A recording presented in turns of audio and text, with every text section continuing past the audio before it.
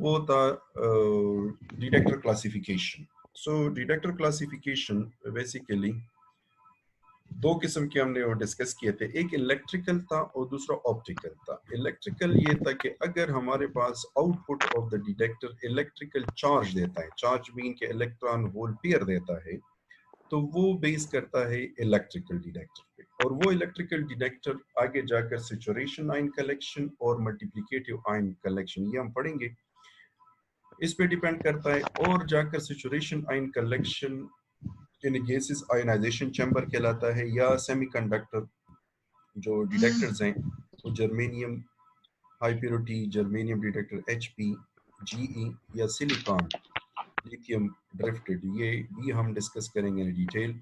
इस पे डिपेंड करता है। और दूसरा जो मल्टीप्लिकेटिव आयन कलेक्शन है वो प्रोपोर्शनल काउंटर और GM काउंटर होता है। तो ये बेसिकली डिटेक्टर्स हैं जो कि इलेक्ट्रिकल सिग्नल्स पे डिपेंड करते हैं। दूसरी तरफ जो ऑप्टिकल हैं, ऑप्टिकल मीन वो आपको UV लाइट या विजिबल लाइट वो करेंगे, एज आउटपुट देंगे।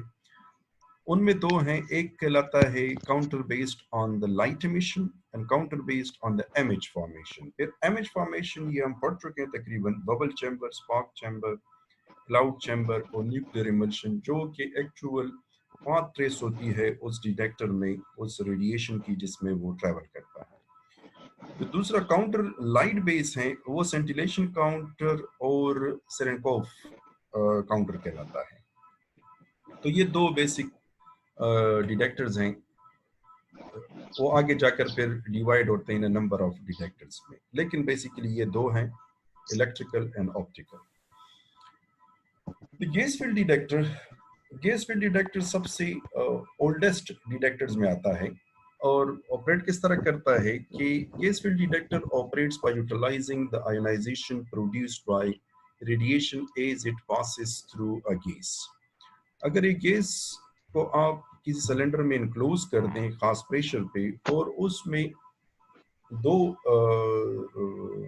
प्लेट्स होनी चाहिए, एक होता है जो इलेक्ट्रोड्स कहलाते हैं, एक हमारे पास पॉजिटिव कैथोड और दूसरा एनोड। अब ये एनोड और कैथोड उस गैस डिटेक्टर में यूज होता है कलेक्शन ऑफ चार्जेस के लिए। अगर उस पर आप पोटेंशियल अप्लाई करेंगे तो पोटेंशियल जो होगा वो पॉजिटिव इलेक्ट्रॉन को खींचेगा और जो नेगेटिव है वो नेगेटिव आयन को खींचेगा, जो पॉजिटिव आयन है उनको खींचेंगे। So typically such a detector consists of two electrodes to which certain electrical potential is applied. It's clear? And the space between the electrodes is filled with a gas. और ये आपके पास जो figure है, ये दो फिगर्स आपको नजर आ रहे हैं, figure A and figure B। लेकिन अगर इसको आप देखें so it's kind of parallel plate capacitor, लेकिन इसके दरमियान गैस होती है, रेडिएशन आकर हिट करता है, रेडिएशन अपनी एनर्जी इंपॉर्ट करता है उस गैस मॉलिक्यूल को, वो जाकर आयन इलेक्ट्रॉन और आयन पेयर में कन्वर्ट हो जाता है। जो पॉजिटिव प्लेट है वो इलेक्ट्रॉन को अट्रैक्ट करता है और जो नेगेटिव प्लेट है वो पॉजिटिव आयन को अट्रैक्ट करता है। Okay, ionizing radiation passing through the space between the electrodes dissipate part or all of its energy by generating electron hole pairs या electron ion pairs। और ये आप बेसिकली गीगर मुल्लर काउंटर जो आपका practical है उसमें भी आप इसको डिटेल में पढ़ेंगे, लेकिन यहाँ पर ये जरूरी है कि हम इसको डिस्कस करें।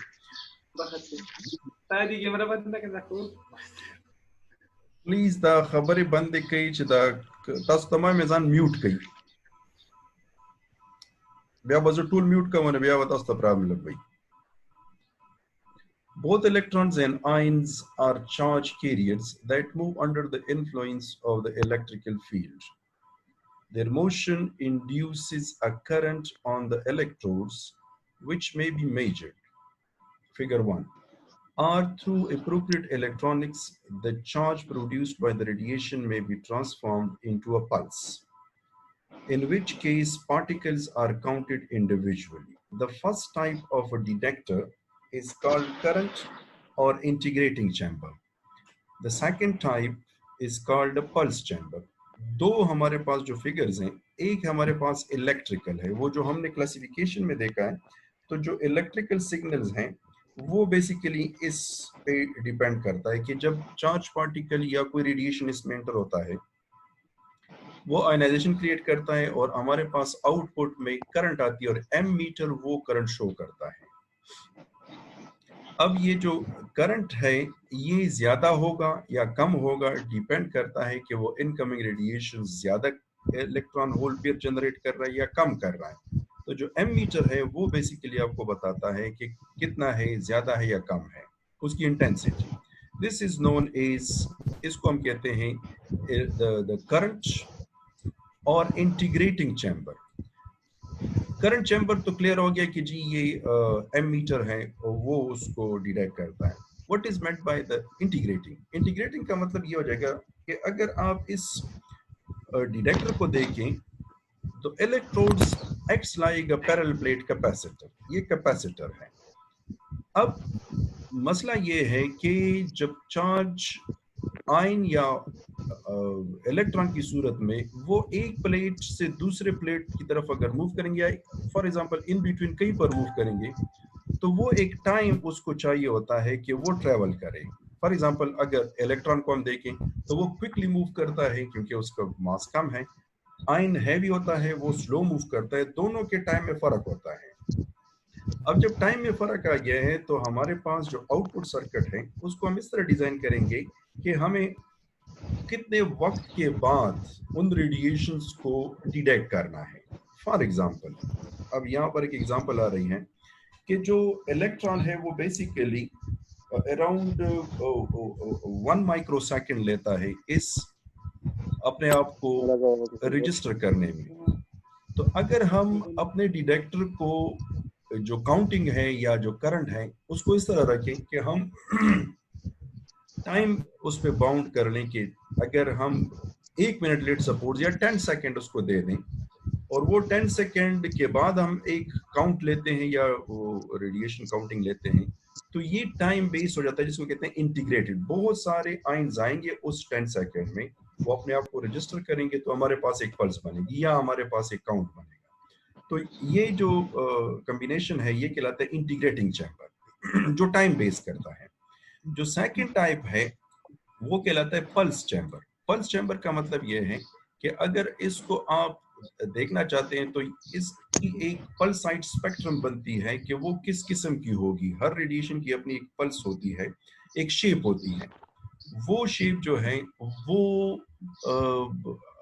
आइडेंटिफिकेशन प्रोवाइड करता है कि ये किस किस्म का है। अगर रेडिएशन हमारे पास अल्फा है तो उसका अपना एक पल्स होता है, अगर आपके पास गेमा है तो उसकी अपनी एक पल्स शेप होती है। तो ये जो पल्स हैं ये आइडेंटिफिकेशन प्रोवाइड करती है। जो एम मीटर जो करंट बेस है वो सिर्फ आपको काउंटिंग देता है कि काउंट ज्यादा या कम है। तो दोनों में फर्क सिर्फ ये है कि आउटपुट सिग्नल किस तरह है, वो इलेक्ट्रिकल है या पल्स है। क्लियर?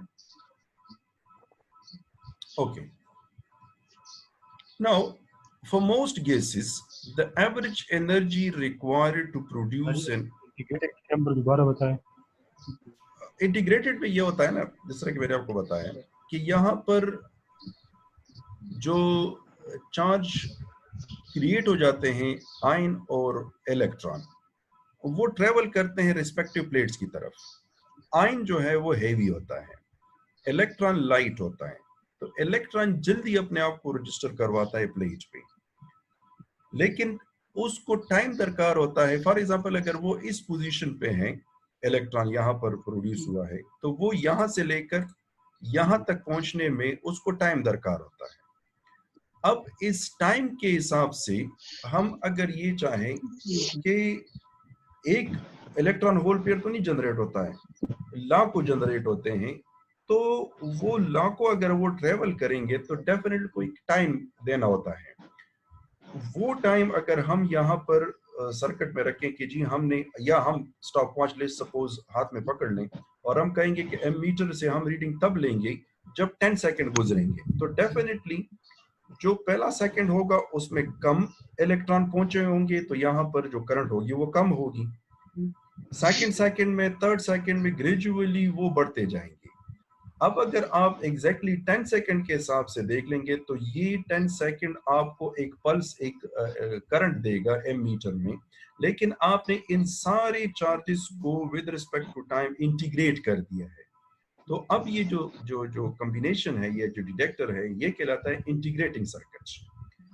टाइम बेस करता है कि टाइम पे आपने उसको रिस्ट्रिक्ट कर दिया कि मैं इतने टाइम के बाद ये लूंगा। अब अगर ज्यादा टाइम देंगे तो डेफिनेटली इंटीग्रेशन टाइम ज्यादा हो जाएगा, तो आपके पास करंट ज्यादा हो जाएगी या जो डिटेक्शन है वो ज्यादा हो जाएगी। तो इंटीग्रेटिंग का मतलब ये है। Clear? Clear? Yes, sir. Okay, for most gases, the average energy required to produce an electron ion pair is about 30 electron volt.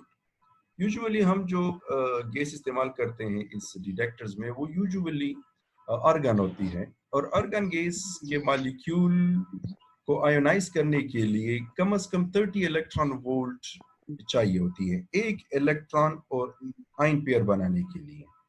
That is 30 electron volt. This number takes into account all collisions, including those that leads to excitation. If, suppose, 3 mega electron volt alpha or a beta particle deposits all its energy in the detector. Suppose करें एक ion pair बनाने के लिए 30 electron volt दरकार है, और हम incident कर रहे हैं 3 मेगा इलेक्ट्रॉन वोल्ट अल्फा की सूरत में या बीटा की सूरत में। अगर ये सारी एनर्जी वो जाकर डिपॉजिट करता है इस डिटेक्टर में, it will produce on the average कितना? 3 10 to power 6 that is a mega electron volt, और पर के लिए चाहिए 3, तो आपके पास आ जाते हैं 10 to power 5 electron ion pairs. अब 3 मेगा इलेक्ट्रॉन वोल्ट इस गैस वॉल्यूम के अंदर 10 to power 5 electron ion pair generate कर सकता है। अब अगर इस नंबर को हम डबल कर दें, 6 मेगा इलेक्ट्रॉन वोल्ट कर लें, तो डेफिनेटली ये आपके पास भी डबल हो जाएगा, and so on. But average आपके पास इतनी दरकार होनी चाहिए 30 इलेक्ट्रॉन वोल्ट। अगर उससे ज्यादा है तो आयन पेयर ज्यादा बनेंगे, लेकिन अगर ये सिचुएशन है, सो कीप इन माइंड कि ये हमारे पास 10 to power 5 इलेक्ट्रॉन। जी इक्वेशन लग भी वही दैट 10 to power 6 वाला। देखें 3 मेगा इलेक्ट्रॉन वोल्ट एनर्जी आ रही है डिटेक्टर में, और आयन पेयर बनने के लिए कितनी दरकार है? 30। सो 3 10 to power 6, 10 to power 6 mean mega divided by 30, तो ये आपके पास आ जाता है 10 to power 5 electron ion pair. That's very simple. अब अगर इसको हम 6 कर लें तो ये नंबर भी डबल हो जाएगा, 10 to power 5 की बजाय डबल हो जाएगा, एंड सो ऑन। तो ये आपके पास एनर्जी पे डिपेंड करता है कि कम से कम कितनी एनर्जी डिपॉजिट हो रही है, उस हिसाब से हमारे पास इलेक्ट्रॉन आयन पेयर बन रहे हैं। That's very simple. Okay, a typical gas field detector has a capacitance of about 50 picofarad। मैंने आपको कहा है कि ये जो डिटेक्टर को अगर आप देखें तो इलेक्ट्रोड्स जो हैं वो एक्ट कर रहे हैं एज ए कैपेसिटर, और इसकी जो कैपेसिटी है वो ऑलमोस्ट 50 पिकोफेराड होती है। and the charge will be collected in a time of the order of 1 microsecond। 1 microsecond का मतलब ये है कि अगर यहाँ पर इलेक्ट्रॉन आयन पेयर बने तो वो यहाँ से यहाँ तक पहुँचने में या कलेक्ट होने में कितना वक्त उसको लगता है? 1 microsecond। If all the charge created by the 3 mega electron volt particle is collected का मतलब ये है कि ये जितने भी चार्ज इलेक्ट्रॉन आयन पेयर बन गए, ये सारे हम इन प्लेट्स पे कलेक्ट कर रहे हैं कितने वक्त में? That is 1 microsecond। The voltage and current expected. अब जो करंट आपके पास और इस चार्जेस की मोशन की वजह से जो potential difference between the plate आएगी और जो करंट होगी, वो सिंपल आपके पास इक्वेशन Q by C के हिसाब से, तो Q आपके पास 10 to power 5 चार्जेस हैं, और एक इलेक्ट्रॉन या आयन का जो चार्ज है वो 1.6 10 to power minus 19 कूलम है, और capacitance of a capacitor 50 pico farad है, 10 to power minus 12 फेराड। तो आपके पास जो वोल्टेज आती है दैट इज 0.5 मिली वोल्ट। मतलब ये है कि अगर 3 मेगा इलेक्ट्रॉन वोल्ट उस गैस चैम्बर में अपनी एनर्जी डिपॉजिट करती है जिससे 10 to power 5 ion electron pair बनते हैं, तो जो प्लेट्स के दरमियान पोटेंशियल वो क्रिएट करेगा डिफरेंस वो 0.5 मिली वोल्ट है, और उसकी वजह से जो करंट आपके पास आएगी that is I is equal to Q by T. Q आपके पास एग्जैक्टली वही हो जाएगी, और कितना टाइम दरकार है, that is a 1 microsecond. 1 microsecond में 10 टू पावर माइनस 6, तो ये जो करंट है 1.6 10 टू पावर माइनस 8 एम्पियर है, और यही करंट आप जाकर इस एमीटर में मेजर करते हैं विद बोथ वैल्यूज। ये जो दो वैल्यूज आपके पास हैं, हमारे पास जितने भी इंस्ट्रूमेंट्स हैं उससे हम आसानी से इसको मेजर कर सकते हैं। तो इसका मतलब ये है कि जो डिटेक्टर है इसके क्रॉस जो हमने एमीटर लगाया है वो सिंपल हमें बता सकता है कि इसके अंदर जो करंट है वो मेजरेबल है और वोल्टेज भी मेजरेबल है। दैट्स व्हाई ये कहलाता है द चार्ज कलेक्शन बेस या electrical detectors. Now Repeat this slide, sir. which one? This one? Yes, sir. This one. So this one is simple. देखें, ये आपके पास जो कैपेसिटर है, ये जो डिटेक्टर है, it acts like a parallel plate capacitor. अब पैरेलल प्लेट कैपेसिटर में डेफिनेटली कैपेसिटी आपको शो हो रही है कि कितनी होगी, वो टिपिकली 50 पिकोफैराड हो सकती है, और जो चार्ज कलेक्ट करता है ईदर प्लेट पे, चाहे वो पॉजिटिव या नेगेटिव है, और एवरेज के हिसाब से उसको चाहिए 1 माइक्रोसेकंड। लेकिन ये 1 microsecond usually for the electron है, जो आयन है वो स्लो ट्रेवल करता है, उसके लिए ज्यादा टाइम दरकार, वो मिली सेकंड। अब जब ये सिचुएशन हो और जहन में ले आए कि एक करंट फ्लो कर रही है इस डिटेक्टर में, उस करंट की वैल्यू कितनी होगी अगर उस चार्ज जो कि इस 3 मेगा इलेक्ट्रॉन वोल्ट ने जनरेट की है, वो तो हमें पता है 10 टू पावर 5 है, और ये आपके पास एक इलेक्ट्रॉनिक चार्ज है, कितना टाइम है, तो क्यू बाई टी के हिसाब से आपके पास 1.6 10 to power minus 8 ampere current generate होगी। और इन दोनों प्लेट्स के दरमियान जो इलेक्ट्रोड्स हैं उस पे कितना पोटेंशियल होगा, अगर उसी को हम इस्तेमाल करें, ऊपर जो इंफॉर्मेशन है वो 0.5 मिली वोल्ट है। तो ये जो 0.5 मिली वोल्ट वोल्टेज है और 1.6 10 पावर माइनस 8 एम्पियर है, किसी भी एमीटर वोल्ट मीटर से इसको आप मेजर कर सकते हैं। तो इसका मतलब है जो डिटेक्टर है वो प्रैक्टिकल है, उसको आप इतनी ज्यादा सेंसिटिव इंस्ट्रूमेंट्स की जरूरत नहीं है in terms of voltage, volt meter and ammeter. Okay, so in an ionized case without an electric field, अगर आप फॉर एग्जांपल हम ये करें कि यहाँ पर पोटेंशियल अप्लाई ना करें और रेडिएशन आती है, तो इसका मतलब ये हो जाएगा कि जो इलेक्ट्रॉन होल पेयर जनरेट हो रहे हैं या इलेक्ट्रॉन आयन पेयर जनरेट हो रहे हैं वो रैंडमली मूव करेंगे एट रूम टेम्परेचर, और उनकी जो एवरेज काइनेटिक एनर्जी होगी दैट इज 3/2 kg के बराबर होती है, और k is a Boltzmann's constant and t is temperature in Kelvin। Datta Sukhpal video बन गई,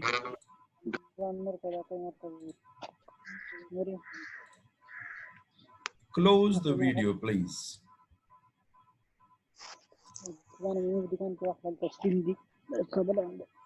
when an electric field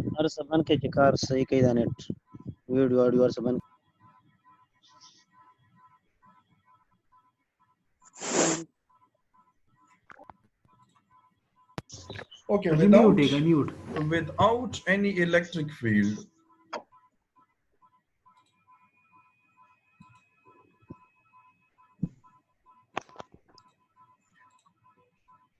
okay, when an electric field is present, अब अगर इलेक्ट्रिक फील्ड ना हो तो वो फ्री मूव करते हैं ये charge like a gas molecules, electron ion pair.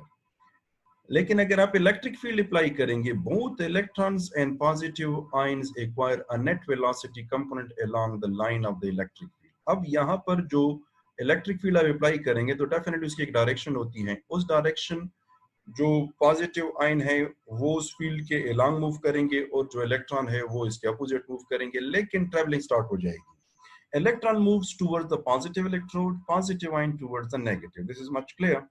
अब ये जो इलेक्ट्रिक फील्ड है उस पे जो फोर्स अप्लाई करती है that is F is equal to E times E के बराबर है। E is the electric charge चाहे वो इलेक्ट्रॉन हो या वो आयन हो, is the electric field intensity. Where is electric field intensity, but the acceleration will be quite different. क्योंकि आयन हैवी होता है, उसका मास ज्यादा है, उसकी एक्सेलरेशन कम होगी according to second law of motion. तो अगर second law of motion F is equal to ma के हिसाब से उसकी एक्सेलरेशन को हम देखेंगे, तो जो इलेक्ट्रॉन है वो क्विकली मूव करेगा टुवर्ड्स द इलेक्ट्रोड्स, और जो इलेक्ट्रॉन है वो क्विकली मूव करेगा, और जो आयन है वो हैवी है, वो स्लो मूव करेगा. डेफिनेटली टाइम में डिफरेंस आ जाएगी. वो जो इंटीग्रेटेड का मैं बता रहा था वो यहाँ पर क्लियर हो रहा है. The time it takes the electron to reach the positive electrode of a typical detector is about 1 microsecond. ये जो अभी हम ऊपर डिस्कस कर रहे थे कि कितना टाइम दरकार होता है, that is actually for the electron. The corresponding time for the positive ion is, और positive ion के लिए 1 millisecond है, which is 1000 times larger. इसका मतलब है कि जो आयन है वो स्लो मूव करता है, और दूसरा जो है वो इस तरह 1 माइक्रोसेकंड के हिसाब से. There are types of gauge field detectors in which the electric field is so strong that the electrons of the primary ionization acquire enough kinetic energy between collision to produce new electron ion pair. अब ये जो यहाँ पर electric field है, इस electric field को अगर हम स्ट्रांग कर दें तो होता क्या है कि यहाँ पर जो इलेक्ट्रॉन आयन पेयर है वो जनरेट हो जाता है, लेकिन वो इस फील्ड की वजह से काइनेटिक एनर्जी गेन करते हैं, वो खुद एनर्जाइज हो जाते हैं, वो जाकर हिट करते हैं और गैस मॉलिक्यूल को जो इसके अंदर इनक्लोज है, और वहां पर जब वो अपनी एनर्जी, अगर उसकी एनर्जी 30 इलेक्ट्रॉन वोल्ट या उससे ज्यादा है, तो वो मजीद सेकेंडरी आयोनाइजेशन कर सकते हैं. तो इसका मतलब ये है कि जो प्राइमरी आयोनाइजेशन है वो तो इनकमिंग रेडिएशन कर लेता है, लेकिन जो सेकेंडरी है this is related with the created ion and electrons. Primary and secondary ionizations are generated within such a short period of time that they contribute to one and the same pulse. अब जो primary और secondary ionisation है वो इतने quickly होते हैं कि वो जाकर इनडिस्टिंग्विशेबल होते हैं कि ये जो हमारे पास प्राइमरी है या सेकेंडरी है, उनके पल्स में या काउंटिंग में कोई फर्क है कि नहीं है, लेकिन वो इतने क्विक होते हैं कि वो जाकर अपने आप को जब रजिस्टर करवाते हैं इलेक्ट्रोड्स पे, तो हमारे पास जो कलेक्टिव पल्स आती है उसमें हम ये नहीं बता सकते कि जी ये प्राइमरी की वजह से है या सेकेंडरी की वजह से है. लेकिन उसके लिए एक टेक्निक है, वो आगे हम पढ़ेंगे जब वो डिटेक्टर के उसको पढ़ेंगे वोल्टेज और आयनाइजेशन नंबर के हिसाब से, तो वो क्लियर हो जाएगा. ओके, सो ये लेक्चर यहाँ पर आपके पास खत्म हो गया है. The next one is now lecture number 11, week number 9. Now, the next one is the relationship between high voltage and charge collected and type of gauge field detectors. This is most important कि जो high voltage है और charge collection है उनके दरमियान क्या relationship है, और उसी बेस पे हमारे पास मुख्तलिफ गैस फील्ड डिटेक्टर्स आ जाते हैं वोल्टेज बेस पे. नाउ जो फिगर है it's a very simple one. Source है जो कि रेडियोएक्टिव सोर्स है, वो रेडिएशन इमिट करता है, वो अल्फा भी कर सकता है, गेमा भी कर सकता है, एक्सरेज भी कर सकता है, सो जो भी हो. ये गैस फील्ड डिटेक्टर है, और गैस फील्ड डिटेक्टर के साथ लगा हुआ है मीटर ऑफ चार्ज कलेक्शन. वो पल्स भी हो सकती है और वो कोई एमीटर भी हो सकता है, इससे पहले जो हम डिस्कस कर चुके हैं. और ये आपके पास पोटेंशियोमीटर है, और हाई वोल्टेज यहाँ से वेरिएट करती है फ्रॉम 0 टू हायर वैल्यू. अब जब आप इस वोल्टेज को चेंज करेंगे तो ये जो रिस्पेक्टिव प्लेट्स हैं, जो पिछले स्लाइड और लेक्चर में थे, जो प्लेट्स हैं उसके दरमियान जो पोटेंशियल डिफरेंस होगा वो वेरिएट करेगा. अब होगा क्या, let's start that one. So a radioactive source of a constant intensity is placed at a fixed distance from a gauge field detector. यहाँ पर उसको प्लेस किया है. The high voltage HV is applied to the detector may be varied with the help of a potentiometer. ये potentiometer के हिसाब से very करता है from 0 to onward. An appropriate meter measure the charge collection per unit time. ये charge collection आपको बताता है in terms of a current या pulse हो सकता है. If the high voltage to the detector is steadily increased, the charge collected per unit time changes as shown in the figure. ये जो फिगर नेक्स्ट आ रही है उसमें आपके पास इस किस्म की फिगर स्टार्ट हो जाएगी, मींस कर्व स्टार्ट हो जाएगा कि अगर आप वोल्टेज को ज्यादा करेंगे then what will happen. Since the signals from ionization chamber is not large, only strongly ionizing particles such as alpha, proton, fission fragments, and other heavy ions are detected by such detectors. Okay. ये जो हमारे पास ये okay. The curve in the figure.